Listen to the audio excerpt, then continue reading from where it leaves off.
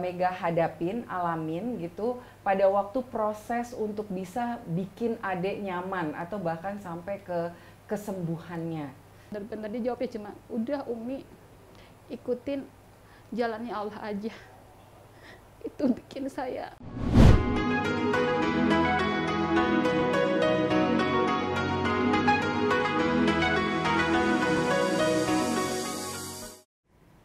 Assalamualaikum warahmatullahi wabarakatuh. Alhamdulillah kita balik lagi di kelas Do Better Class. Kalau saya di Do Better Class ngobrol sendiri itu lebih karena saya memang punya background di brand dan komunikasi. Jadi apa yang saya bisa bagi terkait dengan ilmu dan brand dan komunikasi saya lakukan di sana. Tapi memang ada special kelasnya kita, namanya Love, Learn, and Share.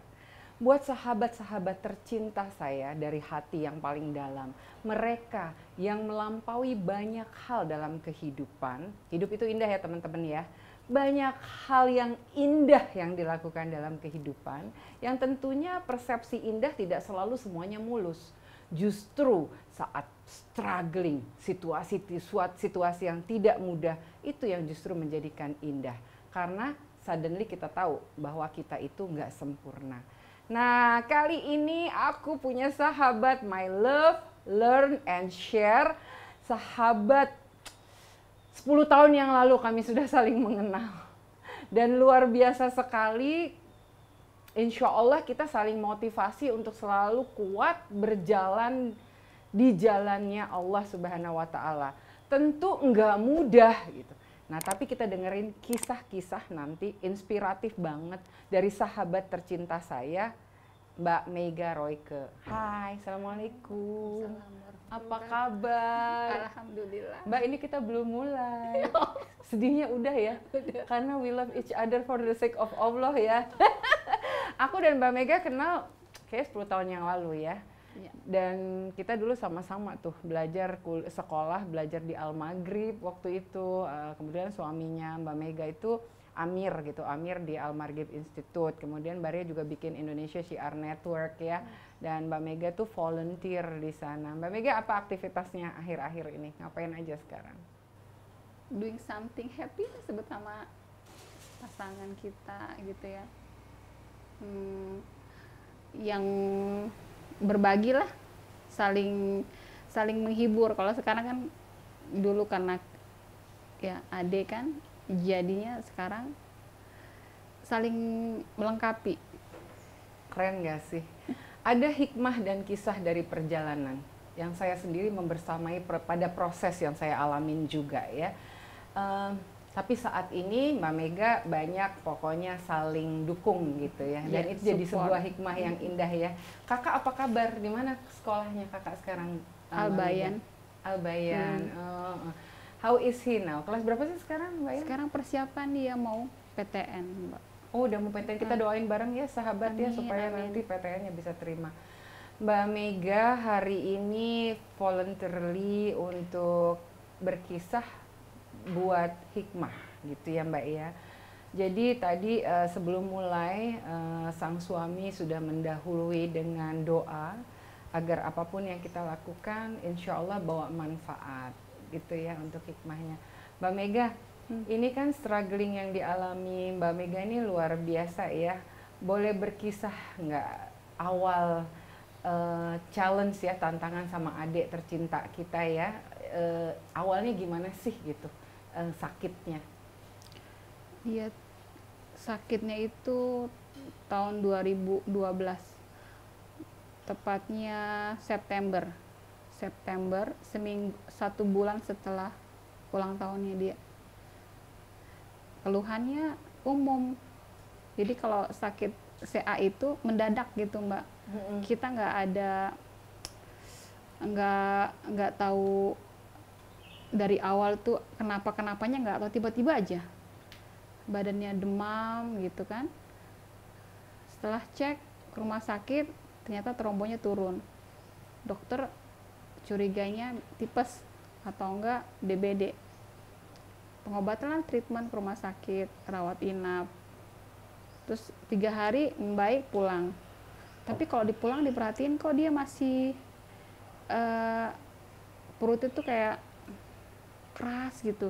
Kenapa nih adik? Terus dia nggak semangat, biasa kan lincah. Terus tiba-tiba sakit lagi. Terus saya tanya ke dokter, dok ini adik kenapa gitu, bisa dicek lebih jauh nggak kenapa? Kata dokter, mungkin kalau perutnya nggak enak mungkin anak-anak kembung. Jadi dokter pun nggak ada pikiran ke sana. Terus tapi saya nggak rasa nggak enak gitu, kayak ada something sama dia yang karena dia masih anak-anak dia nggak bisa cerita. Yang dirasain cuma nggak enak, dia agak-agak lemes gitu kan. Terus saya bilang, bisa nggak dicek dok? Oh di sini nggak lengkap, cek ke tempat yang lab yang lebih lengkap. Setelah dicek, suspiciousnya ke sana gitu. Jadi sahabat, itulah tantangan awal yang dihadapi oleh pasangan sahabat saya tercinta ya, Mbak Mega dan Mas Royke. Jadi Putrai Muhli ya, usianya berapa waktu itu Mbak?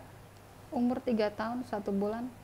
Usia 3 tahun 1 bulan didiagnosa Big C, CA. Jadi itu pasti a very tough moment for every parent gitu. Apa rasanya ketika pertama kali dengar bahwa diagnosanya itu adalah Big C sayang? Leukemia, adik kan, diagnosanya tuh leukemia. Apa ya, rasanya nggak bisa diungkapkan gitu ya. Pastinya gitulah, shock iya. Cuman karena saya ngelihat kondisi si adik, jadi saya tuh nggak kepikiran yang lain-lain gitu Mbak Ria. Fokusnya ke dia, apa nih treatmentnya dok gitu, karena dia posisinya udah nggak oke ya.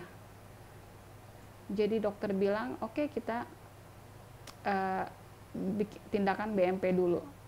Kalau BMP udah ada, make sure udah ada hasilnya, baru langsung kita start kemo. Dan saya nggak bisa bilang enggak lagi, nggak ada pikir lain-lain gitu. Langsung aja, jadi kita langsung datang ke rumah sakit, kita nggak pulang-pulang Mbak.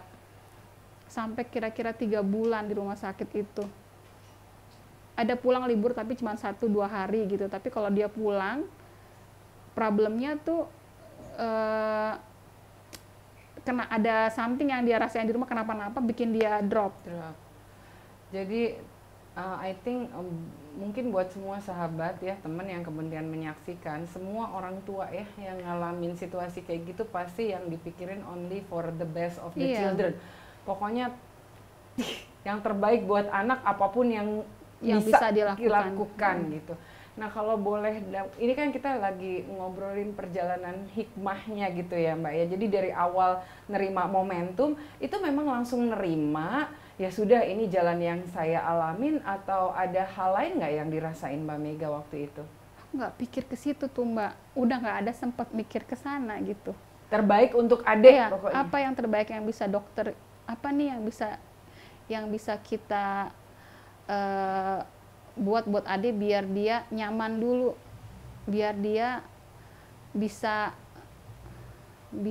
apa di treatment dulu, karena posisinya kan dia drop banget. Jadi saya udah nggak pikir yang nggak pikir diri kita sendiri, nggak ada pikir ke situ.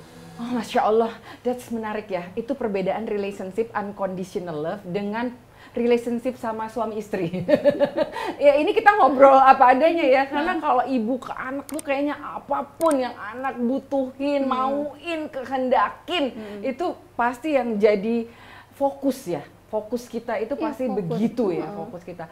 Cerita hikmah perjalanan apa tuh akhirnya yang Mbak Mega hadapin, alamin gitu pada waktu proses untuk bisa bikin adik nyaman atau bahkan sampai ke kesembuhannya. Itu apa aja gitu Mbak perjalanannya? Panjang ya. Iya, perjalanannya panjang ya sahabat. Oke, kita bikin summary-nya. Struggling kayak orang tuanya gitu ya. Saat kondisi anak itu kan kalau lagi sakit, pasti yang ngerasain nggak cuma dia. Kita ikut ngerasain juga kan kalau anak kita sakit. Dan yang bikin sedih tuh paling kalau anak kita sakit, kita nggak bisa bantu dia.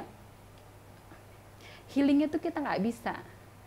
Tapi saya bilang ke adik, apapun yang nanti kamu rasain, Umi akan selalu ada di samping adik gitu. Jadi apa ya, kita nggak bisa cure, kita nggak bisa healing dia, tapi kita cuma bisa dengan segenap hati kita, ini kita selalu ada di samping dia dalam segala situasi yang dia rasain, bikin dia senang, bikin dia merasa hope gitu Mbak, ngerasa. Nah, satu lagi saya tuh nggak pernah bilang ke Ade tentang sakitnya. Saya nggak pernah bilang kamu tuh sakit ini loh Dek gitu, nggak pernah ngebahas itu. Dan alhamdulillahnya tuh Ade itu nggak tanya-tanya tentang sakitnya. Dia tuh Allah kasih dia tuh nggak sampai nanya ke situ, meskipun dia anaknya tipenya kritis banget, tapi dia tuh nggak nanya. Kalau nanya, Umi aku sakit apa sih, nggak pernah nanya. Enggak.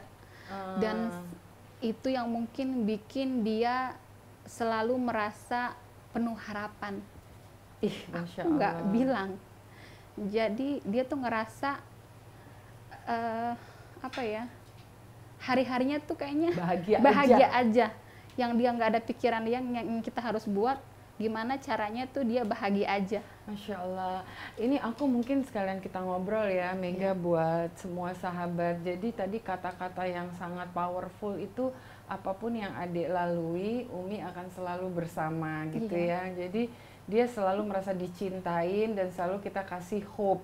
Tapi adik sendiri kan, maaf ya, sebagai penyandang, saya penyandang autoimun dan CA, jadi tahu banget bahwa treatment itu kan sakit ya. Misalnya kemoterapi gitu. How do adik waktu itu express dia punya rasa gitu Mbak Mega?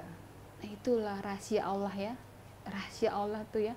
Kita mungkin ngerasanya mungkin pain gitu ya. Dia sakit. Tapi Allah kasih kayak anak-anak yang mengalami cancer itu seperti nggak rasa gitu loh Mbak. Tapi kita nggak tahu apa yang dirasain yang dari dalam dia sendiri ya, sakitnya seperti apa dia nggak bisa bilang. Cuma karena dia masih anak-anak, kalau dia sakit dia cuman, aku bilang nggak enak, nangis agak rewel. Tapi di luar waktu itu dia normal banget gitu, ceria, nggak ada ngerasa bahwa saya sakit. Jadi kalau orang treatmentnya, orang bilang dia sakit, dia bingung, orang gua nggak apa-apa gitu. Dia ngerasain misal saya nggak apa-apa Umi, I'm fine gitu. Berapa lama Mufli survivor untuk itu sayang? Hampir 8 tahun ya. 8 tahun. Wow, Masya Allah, 8 tahun bukan journey yang singkat ya untuk nangan itu. Dan boleh cerita dikit nggak kisah-kisah yang mengharukan mungkin ya? Karena aku tahu banget waktu aku terakhir ketemu, bukan terakhir sih sebenarnya, waktu kita jumpa, Muli pengen jadi dokter, katanya ngomong sama Umi. Ini take a memory sedikit ya Mbak Mega ya. Gimana kisahnya sang anak yang sudah ngalamin sakit, punya treatment dan punya impian gitu. Berkisah dong tentang, bahkan jadi hope-nya kita kan. Iya. Nih, hebatnya Mufli itu apa ya, yang saya alami, Mufli itu nggak pernah ngeluh. Dia tuh selalu passionate everyday gitu Mbak. Seneng Mbak, lihat kan orangnya aktif banget. Dan dia tuh kayaknya tahu apa yang saya mau. Dia bisa apa ya, moodnya itu bisa disetel sama dia secara alami gitu. Misalnya nih ya, dia bangun tidur, dia nggak pernah rasa bangun tidur dia males, apa sedih, apa enggak. Bangun tidur tuh dia selalu happy. Dia punya planning buat pagi-paginya. Dia malam dia tulis pakai notebooknya dia tulis apa yang dia mau dikerjain buat besok. Anak sekecil itu Mbak, dia tuh apa ya, pagi-pagi tuh setelah misal bangun pagi, kita pasti selalu pelukan, terus baca doa, bangun tidur. Terus dia selalu bangun tidur terus dia bilang good morning my sunshine ke saya Mbak. Jadi tuh anaknya apa ya, dia ngenyemangatin orang.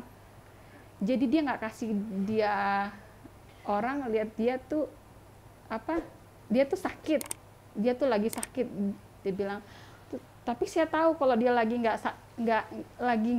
lagi sakit, saya tahu dia ngerasain. Saya bilang, Dede apa yang Dede rasain? Saya bilang, Dede lagi nggak enak. Dia bilang, no, I'm fine gitu. Saya bilang, bener. Oke, dia bilang gitu. How do you know gitu ya? Gitu. Saya selama ini, dia bilang, saya nahan rasa sakit saya biar Umi tuh nggak worry, dia bilang gitu. Saya bilang, nggak usah gitu, bilang gitu. Umi tahu gitu. Jadi saya kalau dia saking bondingnya itu, saya tahu saat Mufli ngerasa sakit, saya tahu.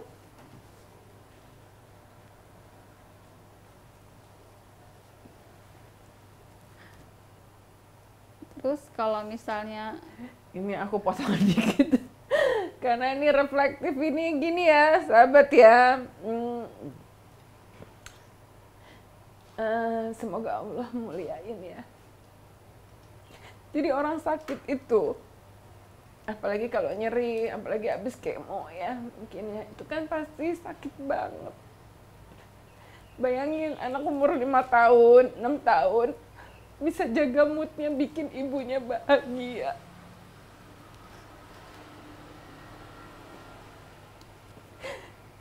Buat semua yang ngalamin sehat, bersyukur banget. Bersyukur punya sehat. Sehat itu kekayaan yang luar biasa. Buat yang sakit, ayo kita belajar dari Mufli. Paling enggak dia enggak buat orang sekelilingnya jadi ngerasa sulit dengan kondisinya. Ini maaf ya Mega ya, Maria bisa ngerasain banget. Jadi kadang-kadang gini, orang yang tampaknya lemah, justru sebaliknya, Allah beri kekuatan pada mereka. Mereka adalah ilmu buat kita yang sehat tapi nggak bersyukur. Bener banget. Mega, kalau ngingetin 8 tahun itu, pelajaran apa aja lagi yang didapat dari Mufli selain bilang you are my sunshine in the morning? Ayo, berapa orang yang ngomong sama ibunya you are my sunshine, atau buat suaminya, atau buat anaknya? This is a real inspiration dari anak yang sejak 3 tahun menderita leukemia. Apa ya, dia tuh apa ya, dia melewati harinya penuh syukur, Mbak.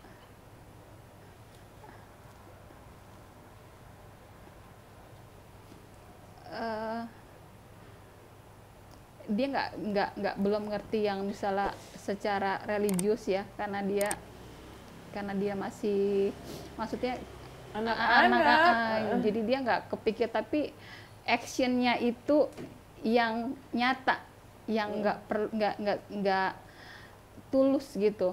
Jadi kalau misalnya dia selalu pengen orang di sekitar itu ngerasa bahagia gitu, bikin senang orang lain, apapun itu misalnya.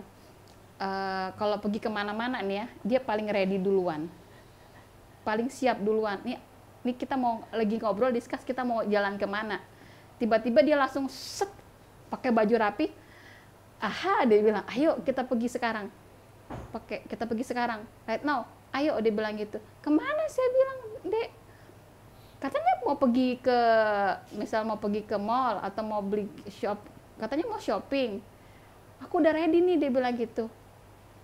Ya kan, jadi kan lucu ya, jadi kita belum siap, kita baru belum tentu jadi atau enggak, dia udah ready duluan. Mau nggak mau kan kita siap, ayo kita ngikutin dia. Dia udah ready dulu, udah rapi, udah siap tuh bawaannya. Aku udah rapi dulu, ayo kita berangkat dulu, ganti baju. Tiba-tiba udah keren sendiri kan, bingung, ada ini mau kemana, ayo sekarang. Padahal baru rencana gitu. Terus jadi dia nyemangatin orang buat action, selalu cepat, ready duluan. Terus dia tuh selalu ngebonding orang, ngebonding keluarganya atau ibunya, kakaknya. Terus dia apa ya Mbak, orangnya tuh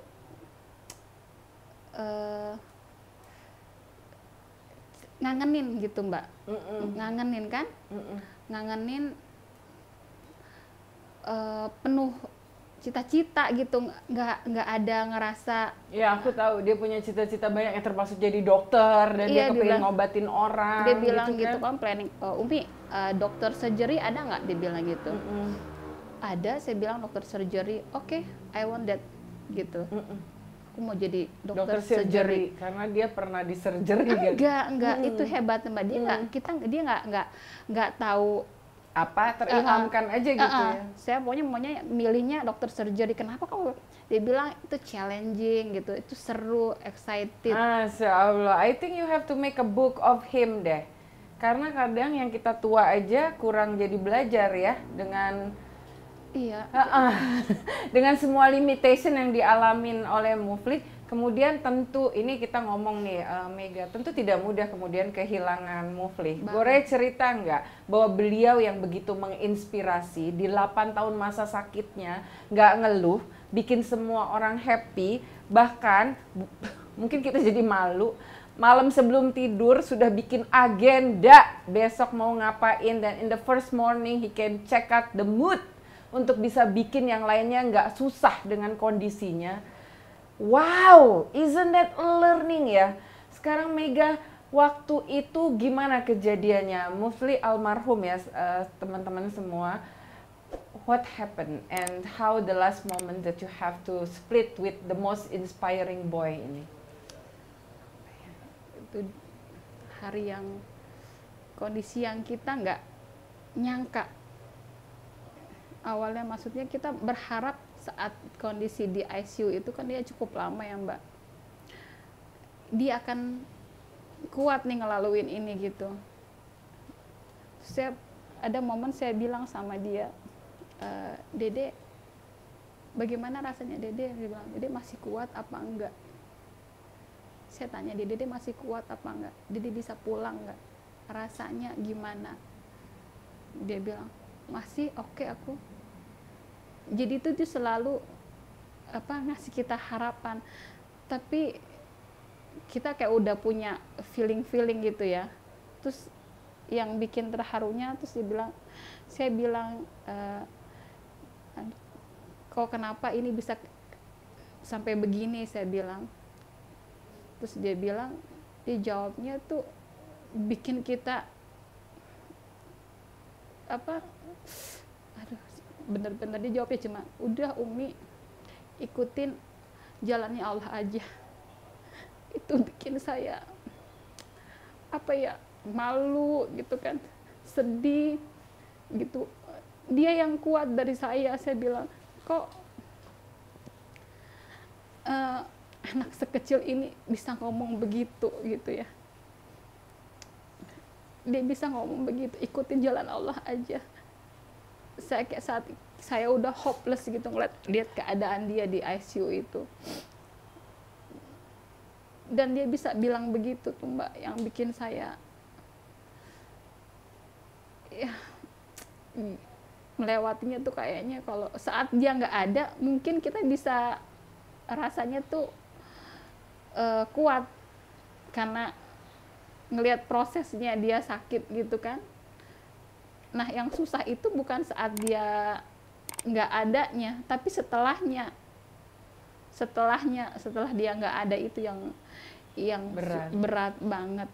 Karena Mega udah punya rutinitas tertentu juga ya kaitannya sama jaga Mufli ya. Gimana jadinya sesudahnya menjadi sangat berat karena memori dia sama saya full of memorinya. Orang bilang itu sulit, bagi saya indah gitu. Jadi rasa kehilangannya berasa karena ikatannya kuat. Terus apa yang bisa dilakukan untuk melampaui masa-masa yang nggak mudah itu, Mega? Ya, setiap orang tua pasti ngerasa yang mungkin yang saya alami juga ya.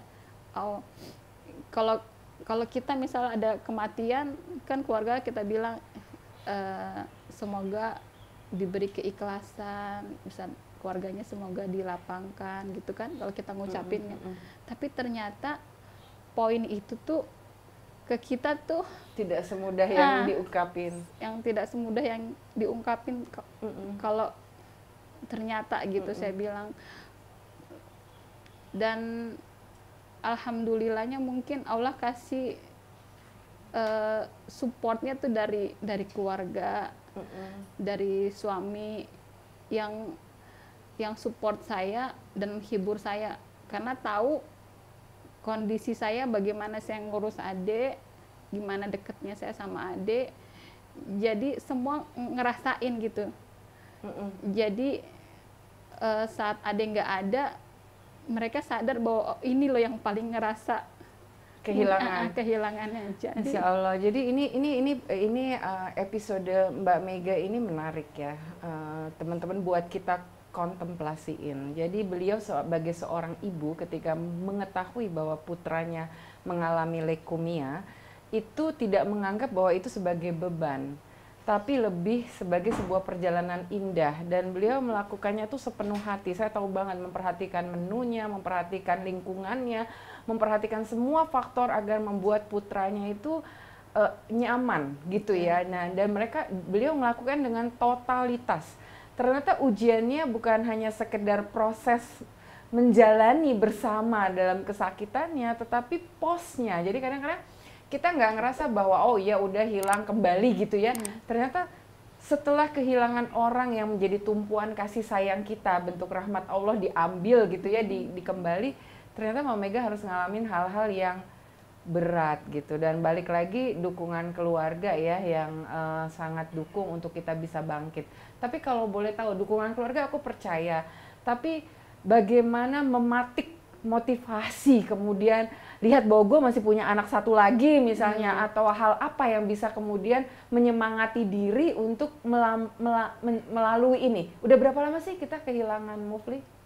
Nanti Mei nanti 1 tahun. 1 tahun ya, menjelang 1 tahun. Gimana Mega? Atau belum punya gitu untuk pematik supaya ya dalam konteksnya bersyukur dia sudah pergi kan, jadinya dalam tanda kutip ya, meskipun sulit untuk ngomong begitu kan. Gimana Mega? Mungkin kata-kata dia saat di sana. Ya, cerita di sana. Terus ini ada yang amazing yang mau saya share tentang Mufli di ICU ya, saat-saat dia terakhir. Jadi saat-saat dia udah mulai krisis itu kan dari malam ya. Nah, menjelang subuh itu, sudah subuh, jadi kayak waktu mau masuk suruk kayaknya. Terus dia bilang ke saya, ada abinya, ada saya udah ditemani gitu, dia bilang, "Umi, I'm so happy." Dia bilang begitu. "Abi, I'm so happy now." Dia bilang gitu. Terus saya merhatiin, tapi saya fokus ke yang layar monitor detak jantung bla bla gitu, saya fokus ke situ. Tapi saya dengerin, terus saya bilang, terus saya jawab, Dede masih dengar Umi?" Saya bilang. Dia langsung kayak kaget gitu, dia kayak ketidur gitu. "Yes," gitu, dia bilang gitu. Terus dia bilang, "He's coming." "He's coming, he's coming." Terus dia bilang, people. Nah, habis momen itu dia ngomong selesai, dia langsung nggak sadar.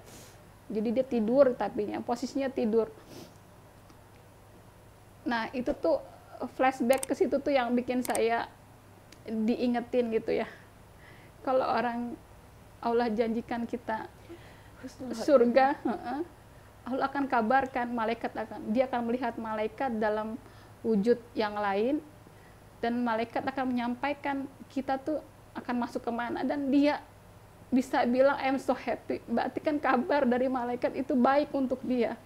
Dan itu yang bikin saya, oh iya Mega gitu, apalagi yang harus kamu khawatirin gitu. Dia udah di tempat yang perfect yang Allah kasih, di momen yang terbaik yang Allah kasih. Mau apa lagi gitu. I'm so happy, ikuti jalan Allah aja, gitu ya. Iya. Jadi apa ya, yang put your trust to Allah tuh memang harus kita punya gitu, Karena semua yang kita lalui nggak mudah. Tapi kalau kita percaya Allah dan menyerahkan semuanya kepada Allah, insya Allah Allah akan beri kita ketenangan, beri sesuatu yang lebih baik sama kita gitu. Thank you banget Itu ya Mega yang buat aku sharingnya. rasain sih, itu kayak gitu Mbak. Yes. Masya Allah, nggak kerasa ya kita 30 menit berlalu dan Masya Allah sharingnya.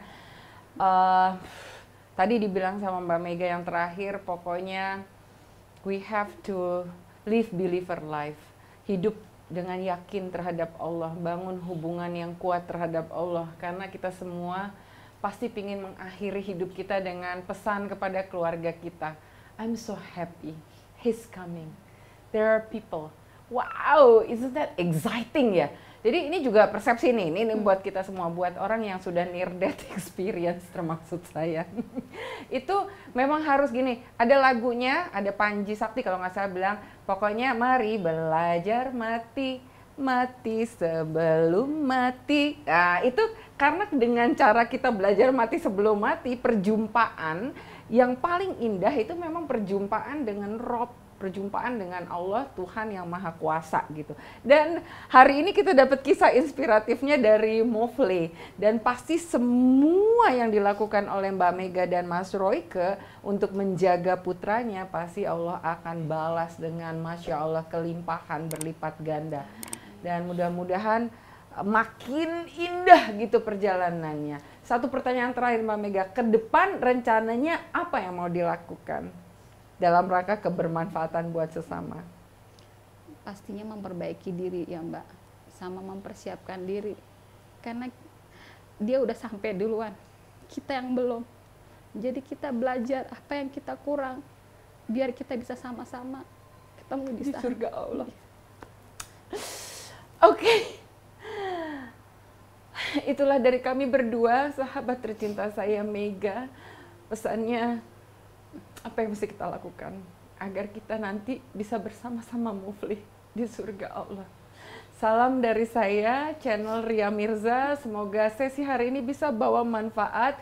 Sharing-sharing kami adalah sharing-sharing tulus dari hati, dan tujuan kami semoga apapun, sekecil apapun, bisa jadi pematik untuk kita saling cinta karena Allah, saling belajar untuk mengenal dan mengetahui Allah lebih baik, dan lebih itu biar bisa lebih bermanfaat untuk sesama. Buat siapapun, ibu mungkin ya, atau orang tua yang ngalamin challenge terhadap sakitnya, yakin bahwa itu cuma sarana kita untuk perjumpaan yang amat indah, seperti kisah Mufli tadi. Assalamualaikum warahmatullahi wabarakatuh. Terima kasih Mega. Sama-sama, I love you Maria. for the sake of Allah. I love you too.